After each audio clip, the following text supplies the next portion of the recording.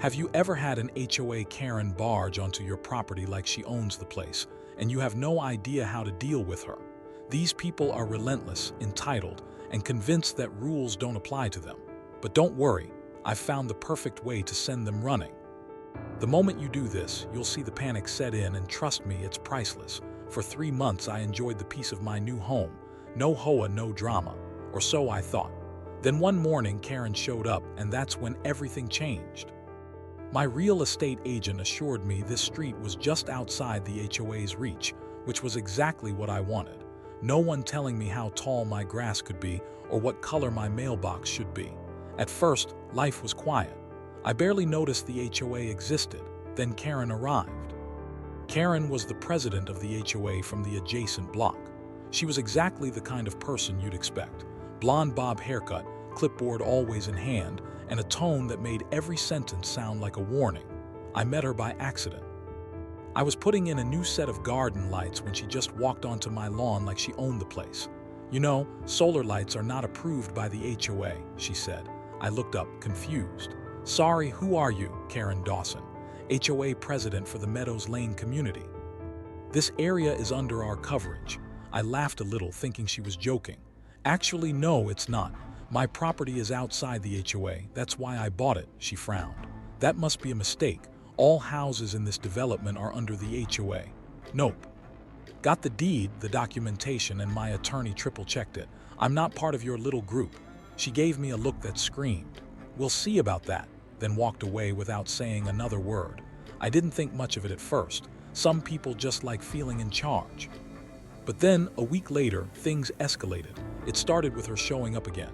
This time, she was walking along the side of my house, clipboard in hand, jotting something down. I caught her through the window and went outside. "Can I help you?" I asked, trying to keep my voice calm. She didn't even look up, just performing a routine inspection. "Of what?" I asked. "This isn't your jurisdiction." "It's a safety matter," she replied sharply. "We've had complaints about your fence and your fire pit." "From who?" I asked. "No one's even lived next door to me for 2 weeks." She finally looked at me.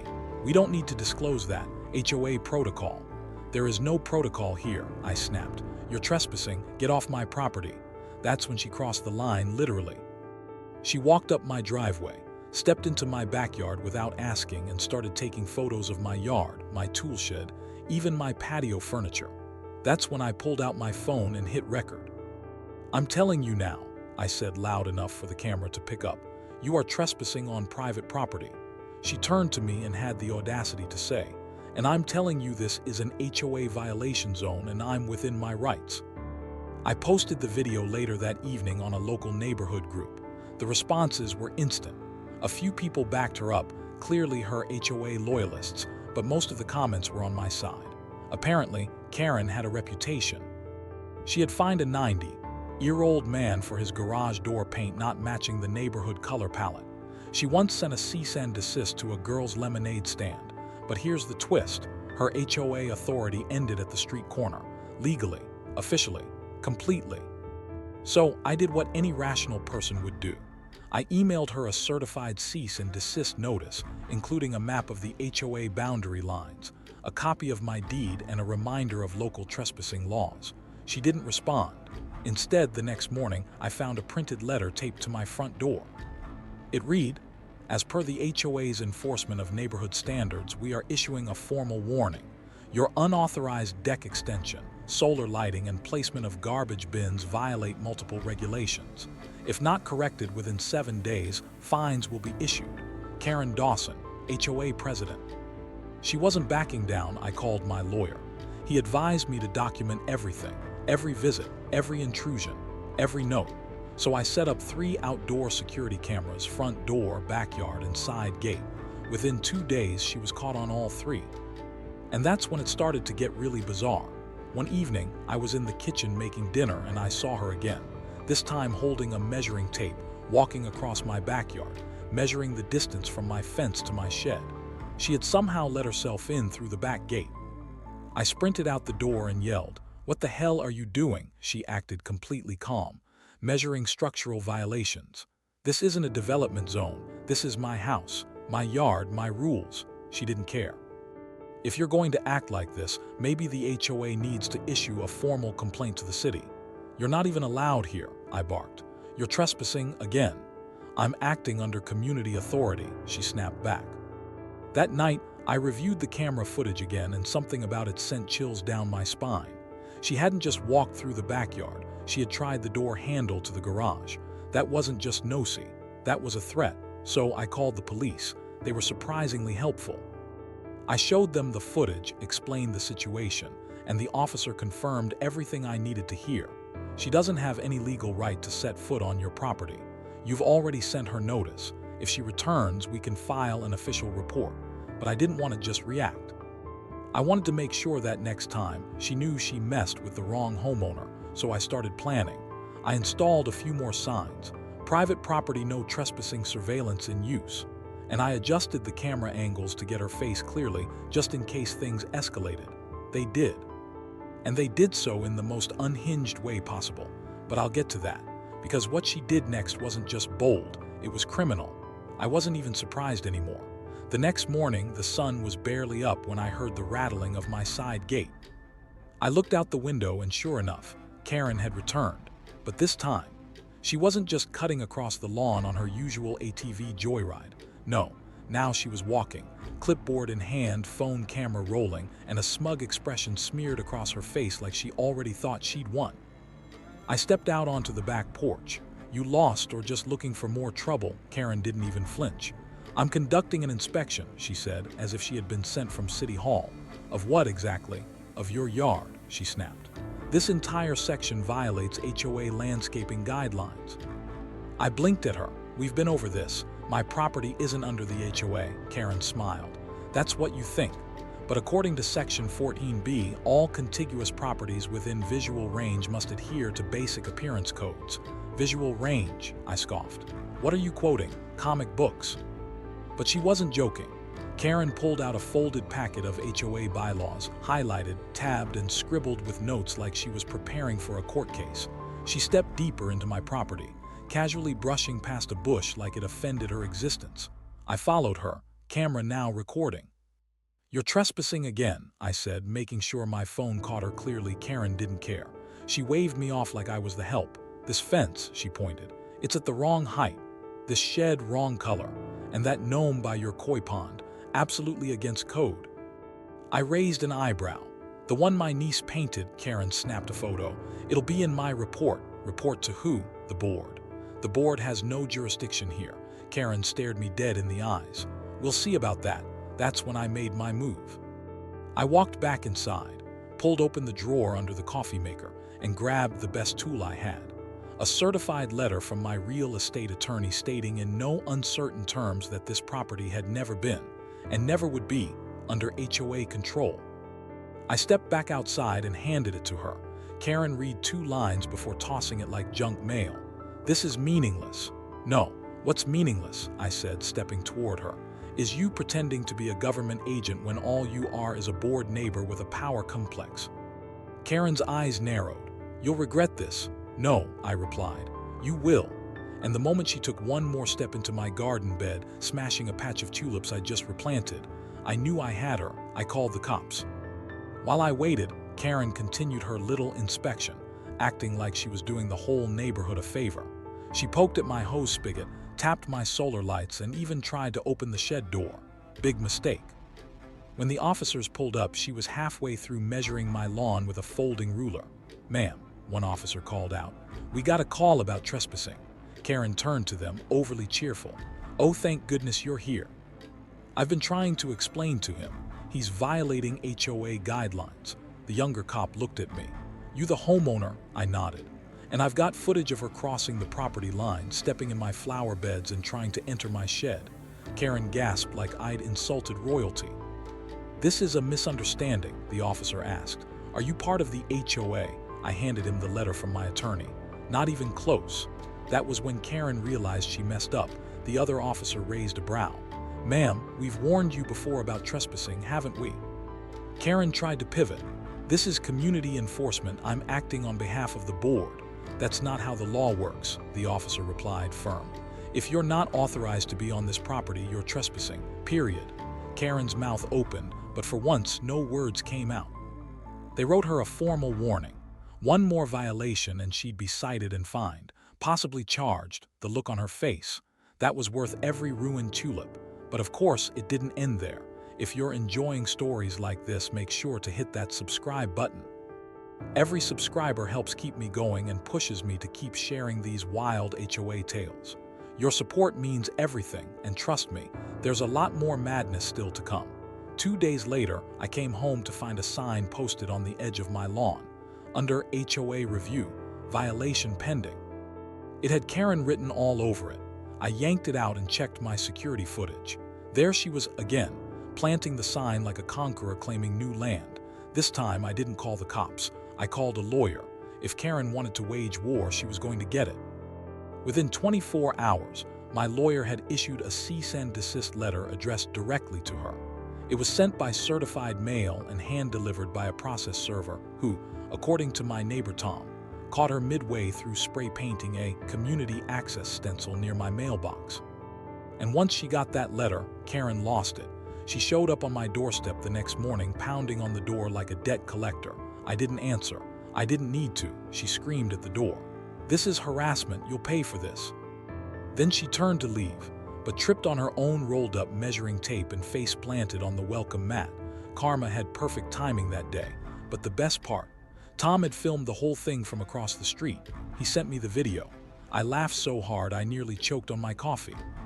But we weren't done yet, because if Karen thought legal threats were going to scare me off, she had no idea what I had planned next. By this point, Karen had crossed every line. She had trespassed, threatened, and now tried to humiliate me with fake HOA signs and public meltdowns. But what she didn't realize, every single move she made only helped build my case, and I was done playing defense. That weekend, I sat down and compiled everything. Video footage of her on my property, audio of her claiming bogus HOA laws, photos of her measuring my grass like it was a crime scene, and a copy of the cease and desist she completely ignored. Then I handed all of it to my attorney. "Let's file a restraining order," I said. He nodded. "She's left you no choice." While the paperwork moved through the system, I started doing some digging of my own. If Karen was going to bury herself in HOA codes, I'd go ahead and read every single one of them, line by painful line. Guess what I found? Karen wasn't just a menace. She was a hypocrite on a golden throne of violations. Turns out, HOA board members were required to file an annual disclosure of personal property modifications, anything from sheds to patios to, wait for it, fencing. Karen had recently extended her back fence by a few feet. She probably thought no one would notice, but the aerial imagery on the county property website had timestamps, and that fence way over the line. Not only that, she had installed a motion-triggered security floodlight that aimed directly into her next-door neighbor's bedroom window, which, by the way, violated 3 separate HOA lighting rules. You'd think the queen of neighborhood order would know that. I printed everything out and included it in a neat little folder. Then I showed up at the next HOA meeting, folder in hand. Now, I never attended these meetings before. They were usually just power-tripping nonsense and old folks arguing about grass height. But this time I walked in like I was presenting evidence at a courtroom trial. Karen was already there, seated at the head of the table with her fake smile expression, acting like the local celebrity she thought she was. The moment I entered, her eyes narrowed. "Oh, look who finally decided to participate," she said, loud enough for the room to hear. "I'm surprised you're brave enough to show your face after all the drama you've caused." I smiled. "Funny, I was about to say the same thing," people murmured. The president of the HOA, a guy named Rick who looked like he aged 10 years under Karen's leadership, cleared his throat. "Let's try to keep it civil, folks." "Sure," I said and handed the folder to him. "Just some documents I thought the board should see." Karen watched him open it, her confidence fading like mist in the sun. As his eyes scanned the photos and highlighted rule violations, his eyebrows rose higher and higher. The moment he got to the aerial photo of her illegal fence, Karen reached out and tried to grab the folder. Rick pulled it back. "Karen, is this accurate?" she scoffed. "Those rules haven't been enforced in years, but they're still on the books," I said. "And if they apply to me, they apply to you too." Now the murmuring got louder. Another board member, Linda, leaned forward. Karen, did you get approval for the fence? Karen rolled her eyes. It's not a big deal. It is if you've been fining other people for the same thing, Linda replied. Bingo. The board voted right there to issue a formal warning to Karen. The same process she used to punish others was now being used against her, and she couldn't stand it. She stormed out of the meeting red-faced, muttering something about lawyers and idiots. But the damage was done. The neighborhood had seen the queen stripped of her crown. A few days later, I got a knock at the door. It wasn't Karen. It was Tom, my neighbor and the only sane person on the HOA board. He stepped in with a grin and handed me a copy of the neighborhood newsletter. On the front page, HOA board to review enforcement consistency, all members subject to rules. Translation: Karen was on thin ice, and it only got better. The restraining order was approved. Karen was now legally required to stay off my property, and that included her ATV, her fake signs, and her so-called inspections. When she got served, I watched from the kitchen window. She tried to argue with the officer, of course, but the paperwork was ironclad. All she could do was slam her door and stew in her frustration, or so I thought, because just when I believed she'd finally gotten the message, she struck back. I came home from work one evening to find my mailbox smashed to pieces.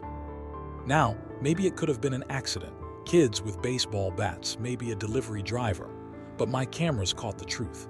Karen, in her bathrobe and flip-flops, creeping across my yard in the dead of night with a hammer. She hit the mailbox twice, paused to look around, then scurried back like a cartoon villain in slow motion. This time, I didn't call the HOA, I called the police. Again. When they reviewed the footage, even the responding officer couldn't hold in a chuckle. What is this? A neighborhood soap opera? I shrugged. Feels like it. Karen was arrested for vandalism that night. It wasn't a huge charge, but it was enough to rattle her. Enough to finally pierce the illusion that she was untouchable. As they cuffed her on the porch, she turned and glared at me. This isn't over, she hissed. I smiled. It is for you. But the saga had one final twist, one I never expected, because the next morning, Karen was gone, not just hiding behind her curtains. Her house was empty, moving truck. For sale sign, gone. Rumor has it the fines, legal fees, and HOA penalties had finally caught up with her. And the neighborhood, they didn't miss her. They threw a block party that weekend. No official reason given, but everyone knew. We grilled. We laughed. We told stories. And for the first time in years, peace had returned. Well, until the new neighbor moved in. But that's a story for another day. With Karen finally out of the picture, things in the neighborhood went quiet for a while. No more ATV revving at dawn. No more fake fines or HOA inspections in my backyard, and no more screaming matches about imaginary rules. It felt like I had finally won. But like I said, peace never lasts long around here. A couple of weeks after Karen vanished, a moving truck pulled up to her old place. I was out mowing the lawn when it happened, just minding my own business, enjoying the silence. Then a white SUV rolled in behind the truck. Out stepped a woman in her mid-40s, wearing oversized sunglasses, heels in gravel, and holding a clipboard. My gut clenched immediately. No way. She saw me watching and waved. Hey there, I'm your new neighbor, she called out. I waved back cautiously. She crossed the street and smiled. Name's Denise, just moved in from out west. Heard this neighborhood's a tight-knit community. I said, keeping my tone neutral. It was recently. Oh, she laughed. I've already got so many ideas for how we can improve things around here. There it was, the HOA curse. One moves out, another takes her place. She glanced behind me toward my house, specifically toward the yard. Is that a shed back there? I nodded slowly. It's been there for years. She said, scribbling something on the clipboard. We'll need to talk about that. And that's when I knew.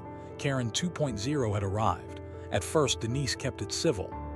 She introduced herself to everyone on the block, smiling wide and offering baked goods like she was running for mayor. But the clipboard never left her side. Within a week, small notes started appearing on people's doors. Trash bins not aligned.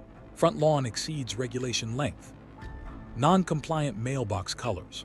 One of my neighbors, Mr. Jenkins, a retired vet, got a notice because his American flag was too large. His response: he added a second flagpole. It didn't take long before people realized Denise had declared war.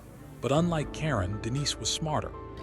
She didn't ride around on an ATV or throw tantrums in public. No, her attacks were quieter, more official. She used the system, and that's why I didn't see her next move coming. I was working from home one morning when I noticed something strange on my cameras. Denise was walking along the back edge of my property, again with that clipboard, and she was snapping photos, zooming in on my fence, measuring from the sidewalk, even photographing my grill. I stepped outside. "Can I help you?" I asked. She jumped slightly, then turned with that same tight smile. "Oh, just conducting an HOA compliance review. On my property?" "Well, yes," she said as if it were obvious. HOA boundaries extend to visual impact zones, and we have authority to enforce standards where they affect community aesthetics. I raised an eyebrow. "I'm not part of the HOA," she blinked. "Excuse me, my property isn't under HOA jurisdiction. I've got the paperwork to prove it." She laughed like I had just told a joke. "Oh, I think you're mistaken. That must have been before the updated bylaws." "Nope," I said. "Same bylaws, same exemption, filed with the county." Her smile faltered. "Well," she said, regaining her composure, "just because you're not in the HOA doesn't mean your property can be an eyesore." I looked around. Freshly cut grass, painted fence, new mailbox. What eyesore? She stared at me for a second, like she was searching for something, anything, to criticize. Then she muttered, "We'll see," and walked off. 3 days later, I received a letter in the mail, not from the HOA, but from the City Code Enforcement Office. It claimed someone had submitted a complaint about illegal storage structures and improper drainage runoff on my lot. The accusations were absurd. I hadn't changed anything. My property was clean. My permits were in order, but the message was clear. Denise was testing the waters. She wasn't going to ride through my backyard like Karen did. She was going to try and bury me in bureaucracy. Unfortunately for her, I had already played this game. I printed my deed, pulled permits, called the city. The code enforcement officer, same guy who handled Karen's fake complaint, laughed when I called. "She's your new neighbor?" he asked. I groaned. "Yeah, yikes, good luck." The complaint was dropped the same day, but I knew she wouldn't stop there, so I set up a little plan of my own. I installed a new camera, not just any camera, a thermal, motion-triggered trail cam, hidden in a tree at the back of my yard, facing the fence where Denise had been sneaking around. I didn't have to wait long. That weekend at 6:12 a.m., my phone pinged with an alert. I checked the footage. There she was, clipboard in one hand, phone in the other, inside my yard, measuring, taking more pictures, trespassing. And this time I had every second of it on video, crystal clear. But I didn't call the cops just yet. Instead, I printed stills from the video, attached them to a letter from my attorney. Then I hand-delivered it to Denise's mailbox. It read, "You are hereby notified that you have unlawfully entered private property under legal exemption from the HOA. Further trespassing will result in civil action, damages, and formal complaint to the police. Consider this your only warning." I didn't hear a word from her for 2 days. Then she cracked. I was in the front yard hosing off my walkway when I saw her marching across the street like she was about to start a courtroom drama. She stopped at the edge of my driveway and pointed a shaking finger at me. "You had no right to film me." I shut the hose off. "You were on my land." "I was doing an HOA inspection." "You're not allowed to inspect a property that isn't under HOA authority." Her jaw clenched. "This neighborhood has standards. Then follow them yourself." She stepped closer. "I will not be bullied," I smiled. "You trespassed, I've got it on video." I didn't press charges yet, want to test how far I'll go. That shut her up. She spun on her heel, stormed back to her house, and slammed the door so hard the windows rattled. And for the next week, silence. No notes, no clipboard, no letters, nothing. It was like she'd been sucked into a black hole of her own making. But I wasn't celebrating just yet, because people like Denise, they don't disappear quietly. 1 week of silence from Denise felt too good to be true, and it was. Because when HOA Karens go quiet, it usually means they're cooking up something worse. I was halfway through fixing a loose fence board when a certified letter arrived at my door. The envelope had the HOA's letterhead, this time signed by Denise, who had apparently declared herself acting HOA president. The letter was a joke, but also a threat. It said I had been reported for ongoing violations of neighborhood harmony and hostile conduct toward community management. It demanded I appear at the next HOA board meeting to resolve escalating tensions. The kicker, It also claimed that I had violated HOA regulations by operating surveillance equipment directed at community members. I nearly choked laughing. She was accusing me of spying on my own property after she'd been caught trespassing twice. I sent the letter straight to my attorney and marked the meeting date on my calendar, because if Denise wanted a showdown, she was going to get one, and this time. I was going to bury the HOA nonsense in front of every neighbor. The day of the meeting, I arrived early. It was held in the local rec center, a rented room with folding chairs, a whiteboard, and that awkward tension that always fills a room when HOA stuff starts. Denise stood at the front in a navy blue pantsuit, acting like she was chairing the UN. She had stacks of paper, a slideshow, even a small microphone. When I walked in, I noticed most of the other neighbors there weren't buying it. I spotted Tom and Linda, two longtime residents, and even Chad from the earlier HOA scuffle. Denise cleared her throat. "Let's come to order." Everyone fell silent. "This meeting," she began, "is to address ongoing disturbances caused by one homeowner whose behavior has disrupted the unity of this neighborhood." She didn't say my name, but everyone turned to look at me. Denise clicked her slideshow remote. A grainy, zoomed-in photo of my camera system appeared on the screen. This individual has been recording residents. He has repeatedly refused to comply with community standards, and despite living within the HOA boundaries, I raised my hand. "You're lying," I said, gasps. Denise's smile faltered. "Excuse me, I'm not under HOA jurisdiction," I said, standing up and holding a thick folder of documents. "Here's my deed and a copy of the county records showing the legal opt-out from HOA control, signed and stamped." I handed the documents to Chad, who flipped through them and frowned. Yeah, this is legit," Denise tried to recover. "Well, even if that's the case, we still have a right to ensure community safety. My cameras are aimed at my own yard," I cut in. "They only captured you because you were trespassing. I have video proof. Want to see it again?"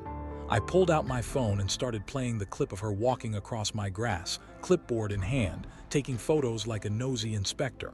"You've broken privacy laws," she barked. Tom stood up. "Actually, Denise, you've trespassed. Twice. That's a criminal offense. You're lucky he didn't press charges." Denise's face turned red. Linda added, "And didn't you just tell the HOA you were president? That's not how leadership works. We haven't voted on anything." The room was turning on her fast, so Denise did what Karens do best. She snapped. "You're all against me. This is harassment." I stayed calm. "No, this is accountability." Denise gathered her papers in a frenzy. "I won't be humiliated like this. You'll regret this." "I've already contacted a lawyer." Tom, holding the documents I'd provided, looked up. "Good, because we're voting tonight to formally remove you from any HOA leadership role and potentially dissolve the HOA entirely. This neighborhood's had enough of power trips." More applause than I expected. Denise's jaw dropped. "You can't do that." Chad looked over his glasses. "Watch us." The vote happened on the spot, and just like that, Denise was out, not just as self-appointed president, but out of power completely. The board voted to dissolve the HOA leadership for a full review, pending a vote to either reform it or get rid of it altogether. But Denise wasn't finished. The next morning, my mailbox had a letter in it. No envelope, no stamp, just a single piece of paper. "You think this is over? You have no idea who you're dealing with." No signature, just a messy, rushed handwriting. Creepy. "Yes, illegal, definitely, so I called the police. They reviewed the footage from my front porch camera." Yep, Denise. At 3:11 a.m., sneaking across my driveway and stuffing the paper in my mailbox. The officer sighed. "That's enough. This crosses into criminal territory." They called her in for questioning. I didn't press charges yet, but I made it clear that if she stepped onto my land again, she was getting a restraining order, and that was the final straw. Because 3 days later, the "for sale" sign showed up in her yard. Apparently, she couldn't handle being in a neighborhood where no one respected her clipboard anymore. 2 months later, her house sold. She left quietly. No moving party, no goodbyes, no screaming ATV this time. Just a moving van, a few angry glares through the window, and one final drive down the street with her sunglasses still on, and the neighborhood better than ever. The HOA never reformed. People started talking more, helping each other out, cutting their grass on their own time without being fined for an extra inch. Even the annual block party came back, this time on my lawn. Someone made shirts that said, "My property, my rules." I wore mine with pride, and the best part, when people asked how we got rid of not one but two HOA Karens in a row, I just pointed to the security cam above my garage. "Do this," I'd say. "Set boundaries, know your rights, keep the footage, and wait for them to panic, because in the end, that's all it takes." A trespassing Karen can bark all she wants, but the second you fight back with facts, they crumble. And as I leaned back in my chair at the block party, paper plate in one hand, soda in the other, I smiled at the sound of laughter, not at EVs. No more fake fines, no more clipboard queens. No more HOA tyranny, just peace, and maybe, just maybe, that's the best revenge of all.